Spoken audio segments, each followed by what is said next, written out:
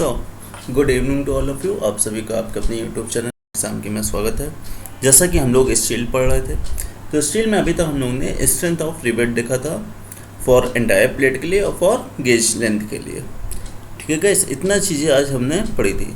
अब आज हम लोग पढ़ेंगे अपना जो रिवेट्स की पिच है उसके लिए कुछ स्पेसिफिकेशन हमको दिए गए हैं। तो वो स्पेसिफिकेशन क्या होते हैं वो हमें यहाँ पे देखना होगा। ठीक है ना। तो हेडिंग डालते हैं specification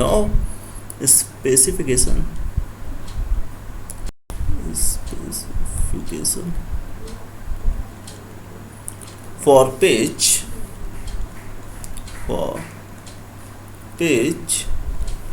of rivets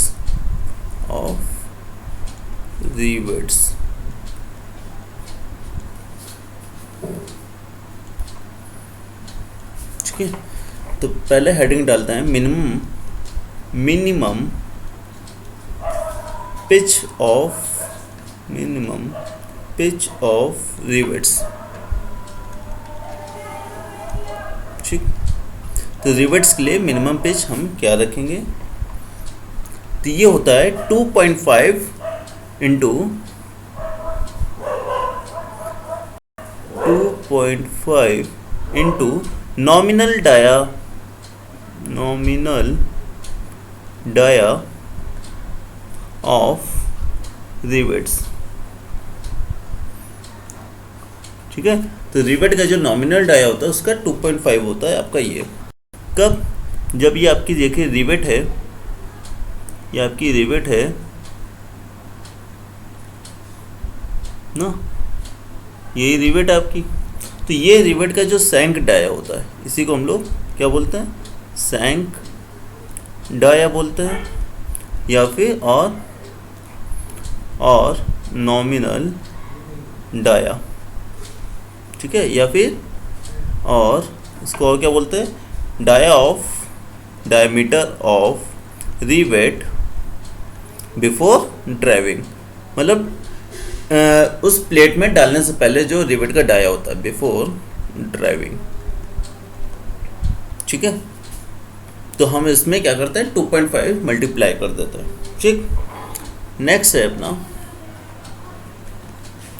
minimum and edge distance.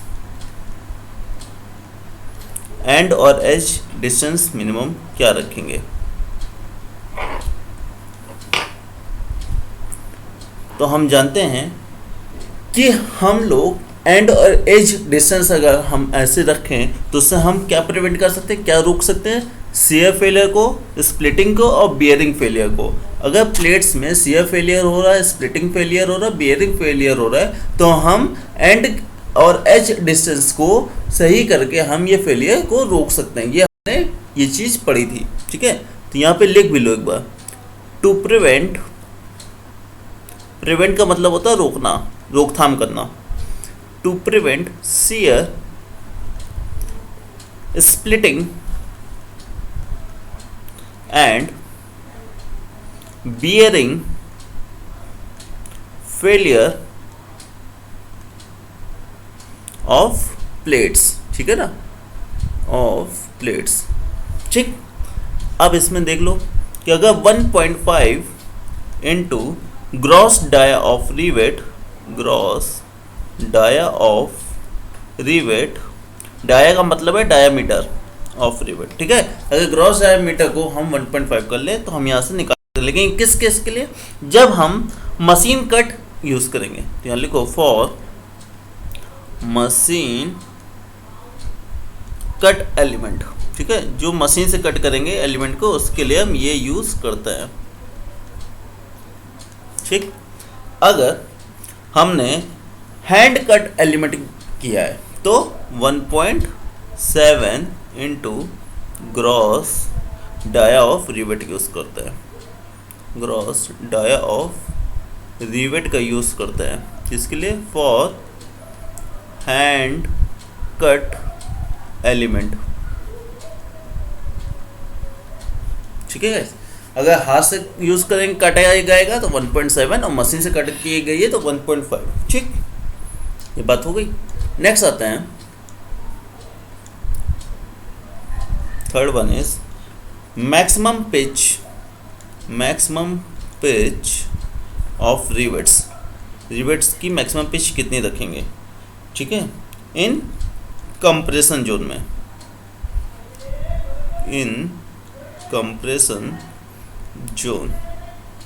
Compression zone में हम मैक्सिमम पिच रिवेट की कितनी रखेंगे, ठीक।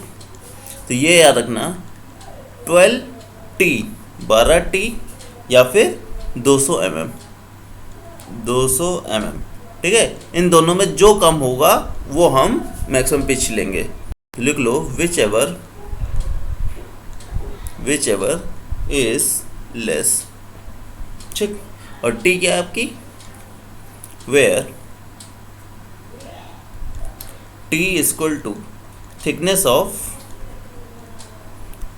ऑफ थिनर प्लेट, ठीक है, जो आपकी पतली वाली प्लेट होगी उसकी थिकनेस। तो 12T या 200 mm में से जो कम होगा उसको हम मैक्सिमम पिच ऑफ रिवेट लेते हैं कंप्रेशन जोन में, ठीक। क्यों लेते हैं ये भी हम जान लेते हैं। देख लो, मान लेते हैं ये हमारा लैप जॉइंट है, ये हमारा लैप जॉइंट है कुछ इस तरह,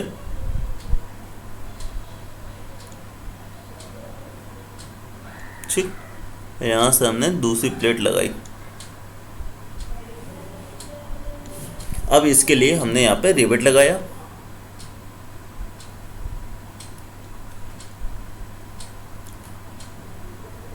ये हमने यहाँ पे रिवेट लगा दिया, एक दूसरा रिवेट इस तरह लगाया, ठीक।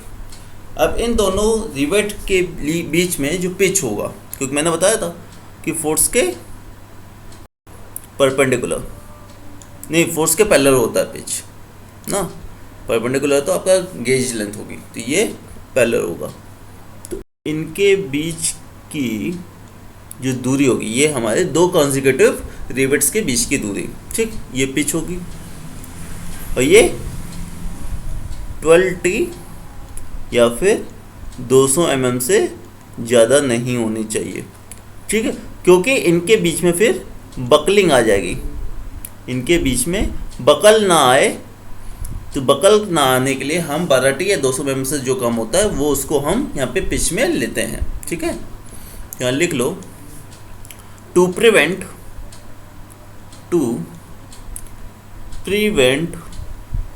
Buckling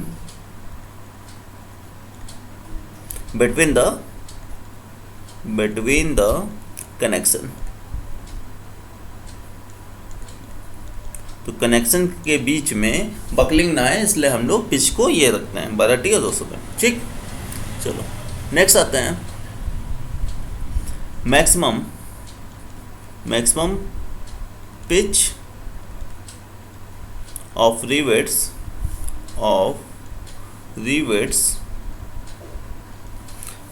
in tension zone. वो तुमने कंप्रेशन जोन की बात की थी, अब बात करेंगे टेंशन जोन की।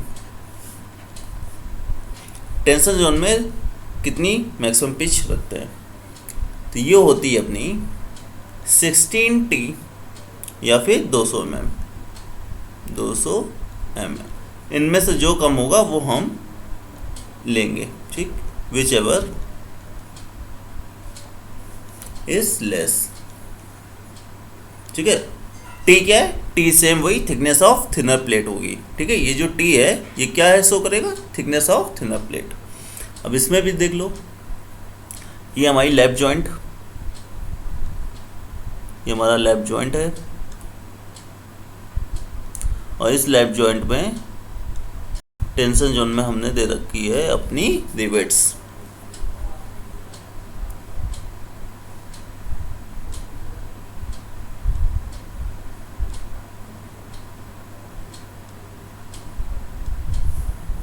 ठीक।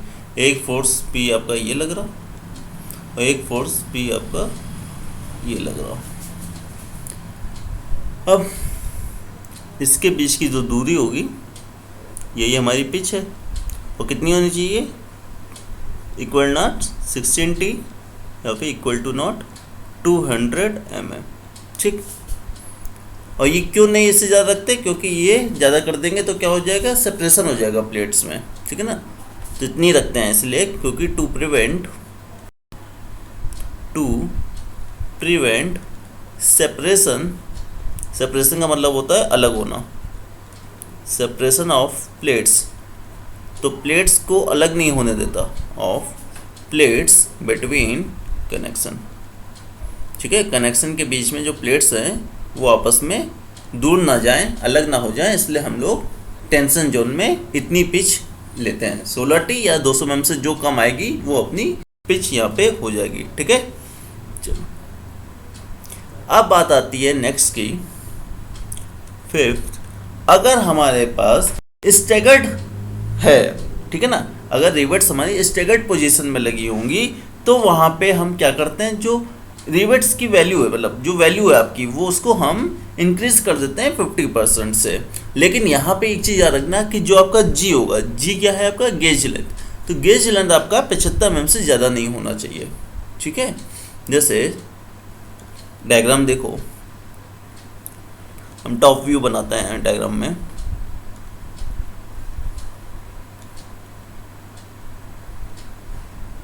ठीक। तो एक आपकी रिवेट्स लगी है यहाँ पे, एक लगी है यहाँ पे, एक लगी है यहाँ पे, और एक लगी है यहाँ पे, ठीक है। इस वाली रिवेट्स को थोड़ा पास कर लो, ठीक, इस साइड लगी है।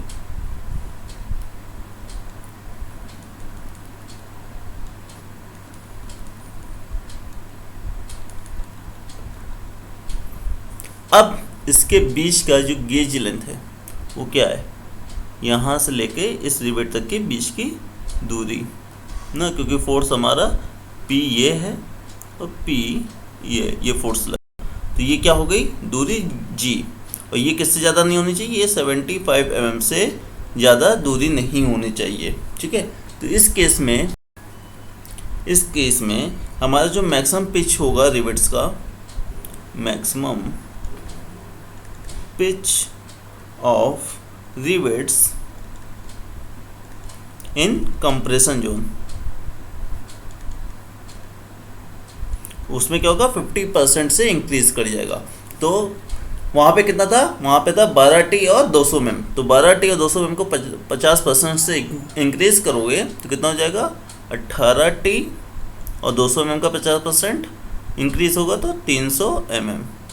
अब इसमें से जो कम होगा वो होगा, हम यहाँ पे लेंगे विच एवर इज लेस, ठीक है। सेम चीज maximum pitch of rivets in tension zone,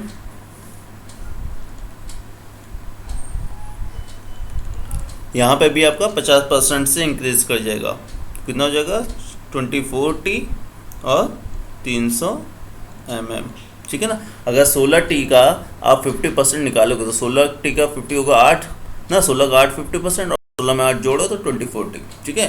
तो 24T और 300 mm से ज़्यादा नहीं होना चाहिए, विच एवर, इन दोनों में जो कम होगा उसको हम ले लेंगे, विच एवर इज़ लेस, ठीक है। दोनों में से जो कम वैल्यू आएगी वो हमारी मैक्सिमम पिच ऑफ रिवेट होगी, ठीक है। तो यहाँ पे एक चीज़ लिख लो नोट में, नोट, if the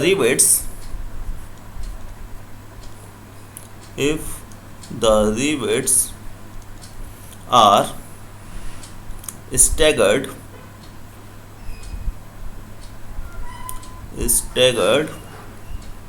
मतलब कि नॉट इन वन लाइन, जब एक लाइन में रिवेट्स ना हो तो उसे हम स्टैगर्ड कहते हैं, ठीक है। And if G greater than not 75 mm, the above values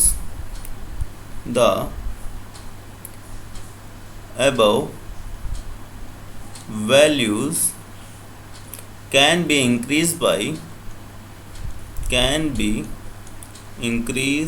by 50%, ठीक है। तो ये चीज़ याद रखना 50% से हम लोग इंक्रीज कर देते हैं ऊपर वाली ये वैल्यू टेंशन और कंप्रेशन की वैल्यू को, ठीक है। तो यहाँ पे ये चीज़ हो जाएगी अगर हमारा स्टैगर्ड हम यूज़ करेंगे, ठीक। चलो नेक्स्ट आता है, तो अब इतनी चीज़ें तो हम लोग ने पढ़ ली, तो चलो एक क्वेश्चन लगाते हैं यहाँ पे, ठीक है। एक क्वेश्चन के थ्रू अब हम लोग यहाँ पे देखते हैं। क्वेश्चन में कह रहा है कि आपके पास 12 mm थिक प्लेट है जो कनेक्टेड है आपकी 8 mm प्लेट से, ठीक है। तो लिख लो ए 12 mm thick plate is connected to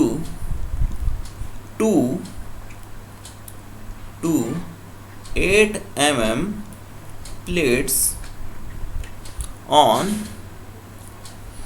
either sides through 16 mm dia rivets, ठीक है। 16 mm की डाया रिवेट से कनेक्ट है, डाया रिवेट्स, ठीक।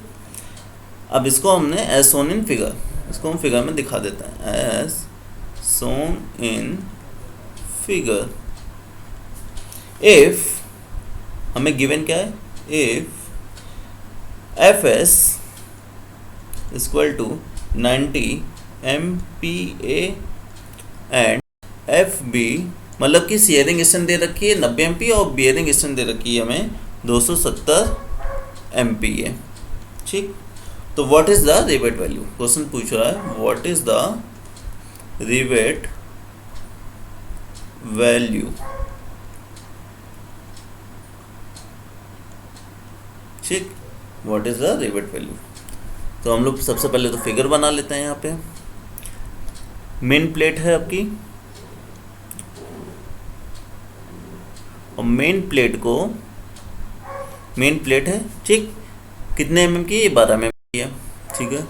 इसमें आपके पास 2 कवर प्लेट से कनेक्टेड है, यहाँ पे 2 कवर प्लेट बना लेते हैं,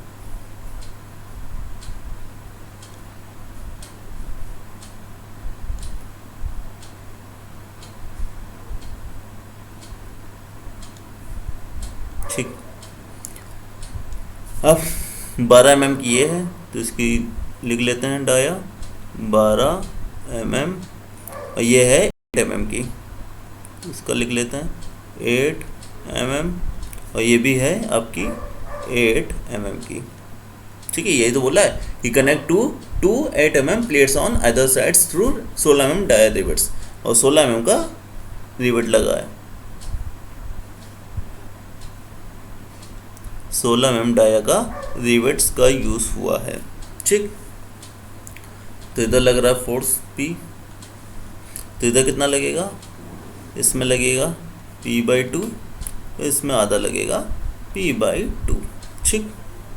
चलो अब सबसे पहले हमें क्या दे रखा है यहाँ पे, तो हमें यहाँ बोर्ड का डाया निकालना होगा। तो यहाँ पे डाया हमें नॉमिनल डाया दे रखा है 16 mm, ठीक है। 16 mm डाया रिवेट्स दे रखा है, तो यहाँ पे सबसे पहले ग्रॉस डाया निकालो। तो ग्रॉस डाया ऑफ रिवेट्स,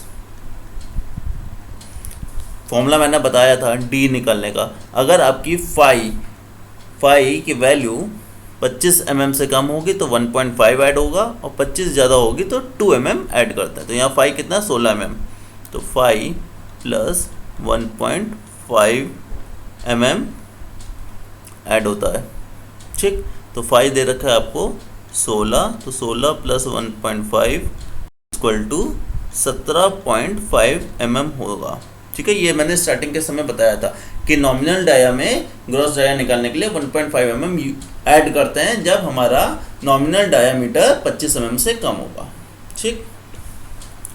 अब हमने डी निकाल लिया।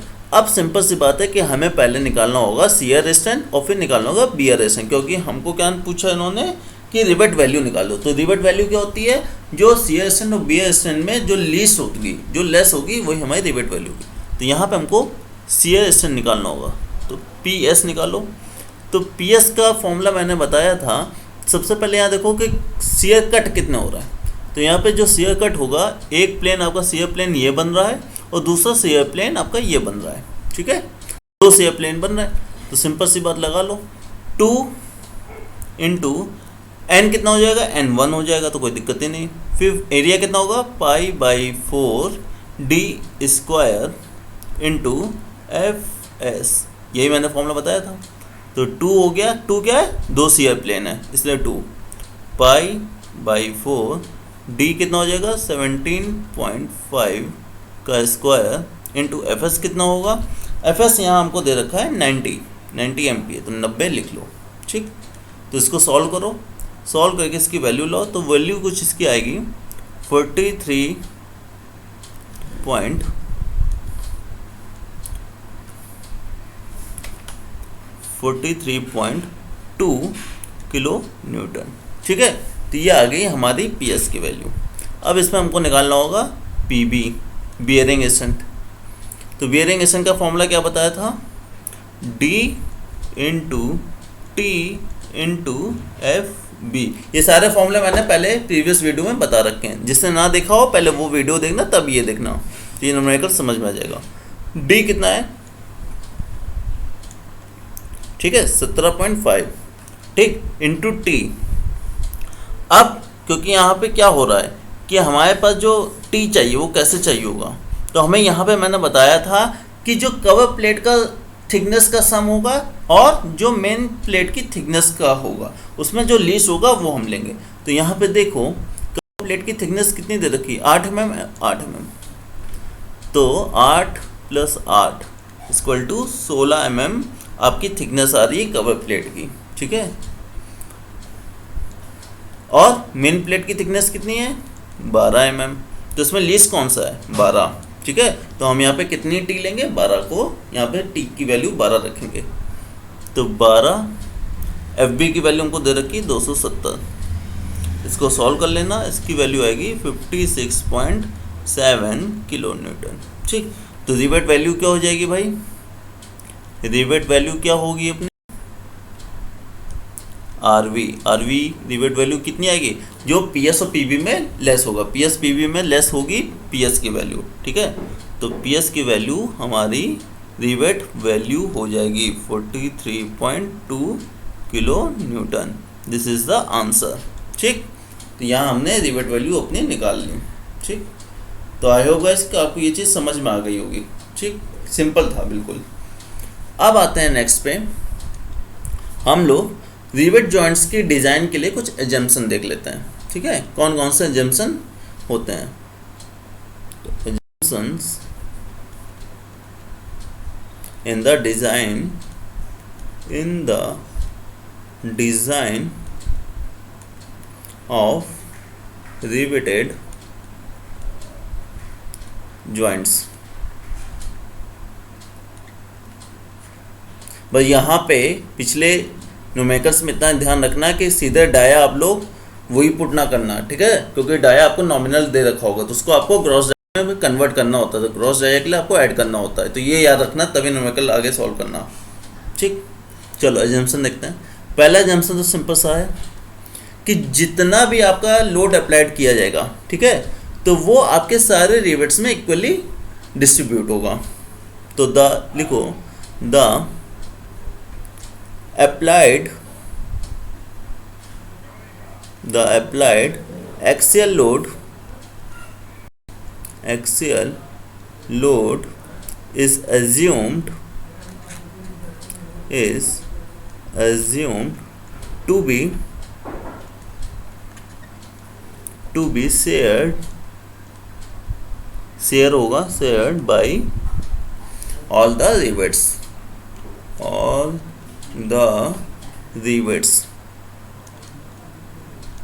इक्वली, ठीक है।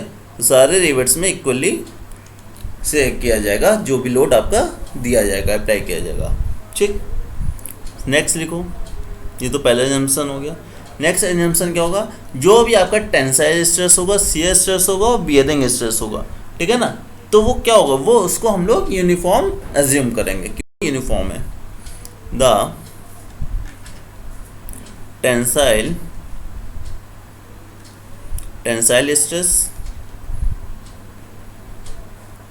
Comma shear stress and bearing stress and bearing stress at their respective cross section are assumed to be uniform। ठीक है, उसको हम लोग यूनिफॉर्म एज्यूम करके काम करेंगे। ठीक, नेक्स्ट आता है जो भी आपका बेंडिंग स्ट्रेस का इफेक्ट होगा उसको हम लोग नेग्लेक्ट कर देंगे। ठीक है, उसको मानेंगे ही नहीं। The effect of bending stress, ठीक है, बेंडिंग स्ट्रेस, बेंडिंग बोला है मैंने, बियरिंग नहीं बोला, याद रखना, बेंडिंग बोला है। तो बेंडिंग स्ट्रेस का जो इफेक्ट होगा इज नेग्लेक्टेड। ठीक, नेक्स्ट आते हैं आपके प्लेट्स के बीच में जो फ्रिक्शनल फोर्स होगा, कुछ ना कुछ तो लगेगा, लेकिन उसको हम नहीं मानेंगे। ठीक है, उसको भी हम लोग नेग्लेक्ट करके काम करेंगे। The frictional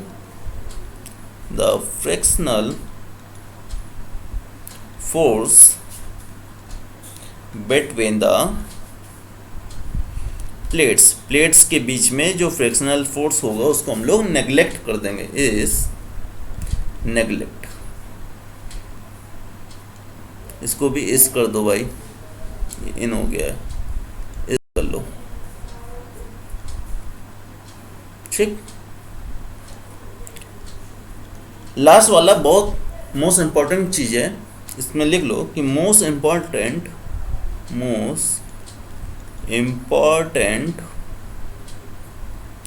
consideration in the design of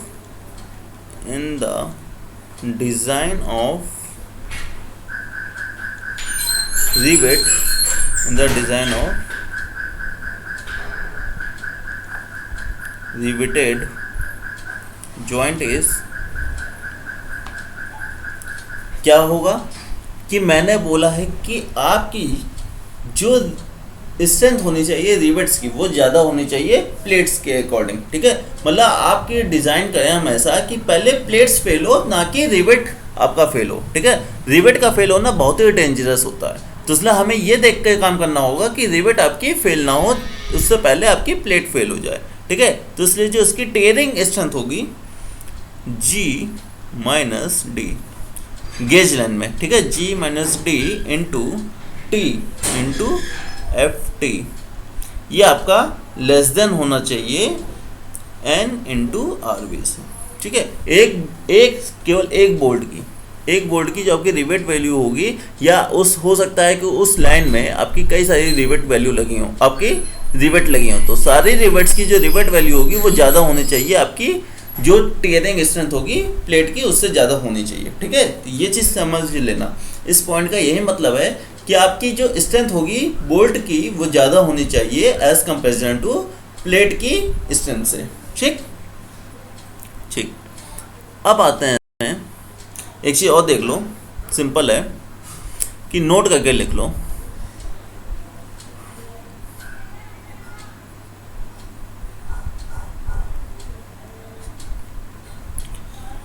कि अगर हम बात कर रहे हैं सिंगल रिवेट जॉइंट की, सिंगल रिवेटेड जॉइंट, इसका मतलब क्या होता है? अगर मैं बोलूं कि सिंगल रिवेटेड जॉइंट, तो इसका मतलब होता है कि रिवेट्स की एक लाइन हो। ठीक है, means one line of rivets, rivets की एक लाइन है, हो सकता है उसमें कितने भी रिवेट्स लगे हो, 3 लगे हो, 4 लगे हो, 5 लगे हो, चाहे जितने रिवेट्स हो, लेकिन एक ही लाइन में लगे हो। ठीक है, तो उसको हम लोग बोलेंगे सिंगल रिवेटेड जॉइंट। ठीक है, तो इसमें डायग्राम बना लो कि इसकी बात हो रही है। ये आपका टॉप व्यू है प्लेट का, ठीक। तो हम बात कर रहे हैं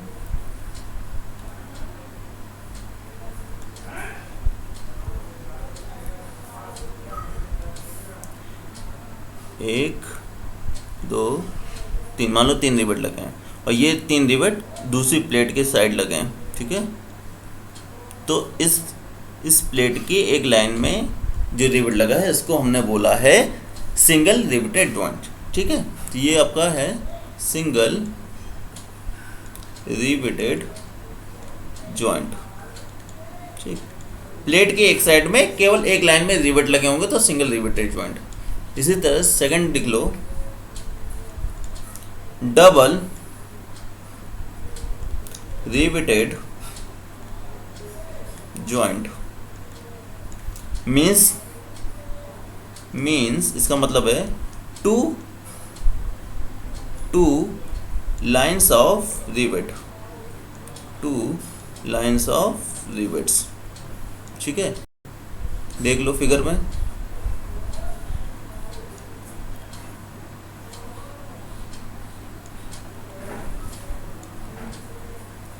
ये आपका टॉप व्यू है, ठीक।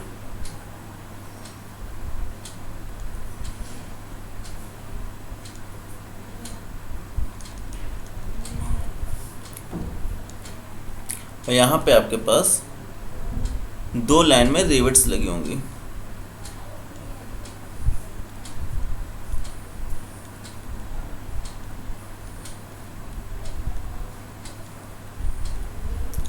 ये 2 लाइन आपकी ऊपर वाली प्लेट में लगी होंगी और वो 2 रिवेट्स की लाइन आपकी नीचे वाली प्लेट में लगी होगी,